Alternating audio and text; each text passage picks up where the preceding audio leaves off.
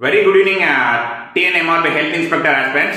So, நம்ம TNMRB Health Inspector Grade 2 notificationல scheme of examination thingsல என்ன கொடுத்திருக்காங்கன்னு பார்க்கலாம். So, இதுல வந்து 2 subjects கொடுத்திருக்காங்க. ஒன்னு Tamil language eligibility test, next வந்து நம்மளுடைய core subjects. So, இது எல்லாமே பாத்தீங்கன்னா வந்து objective type தான் கேட்பாங்க. இந்த தமிழ் language eligibility test பாத்தீங்கன்னா 10th standard level gradeல இருக்கும். So, இந்த duration பாத்தீங்கன்னா 1 hour, maximum marks வந்து 15 marksக்கு. இதுல வந்து மினிமம் குவாலிஃபைங் மார்க்ஸ் எவ்வளவுனா எஸ்சி அண்ட் எஸ்டிக்கு 40%, ஃபார் அதர்ஸ்க்கு 40% கொடுத்திருக்காங்க. நம்ம கோர் சப்ஜெக்ட்ல பாத்தீங்கன்னா டியூரேஷன் வந்து 2 ஹவர்ஸ்க்கு இருக்கும். மேக்ஸிமம் மார்க்ஸ் பாத்தீங்கன்னா அந்த 100 marks. So minimum qualifying marks பாத்தீங்கன்னா எஸ்சி அண்ட் எஸ்டிக்கு 30 மார்க்ஸ் 30யும் whereas ஃபார் அதர்ஸ்க்கு வந்து 35 கொடுத்திருக்காங்க. இதுல முக்கியமான விஷயம் என்ன நோட் பண்ணனா differently abled persons, அதாவது என்ன கொடுத்திருக்காங்கன்னா differently abled persons candidates are accepted from writing a Tamil language test.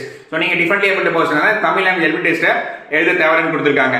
அப்புறம் வேற என்ன கொடுத்திருக்காங்கன்னா the subject questions will be set in Tamil and English only. So நீங்க வந்து either தமிழ் இல்ல இங்கிலீஷ்ல மட்டும் தான் வந்து இந்த क्वेश्चंस இருக்கும். இதுல மட்டும் தான் நீங்க ஆன்சர் பண்ற மாதிரி இருக்கும். நெக்ஸ்ட் பாத்தீங்கன்னா ஆல்ரெடி நமக்கு தெரிஞ்சது தான் no negative marks for the wrong answer. So நீங்க எல்லா क्वेश्चंஸும் அட்டெண்ட் பண்ணலாம்.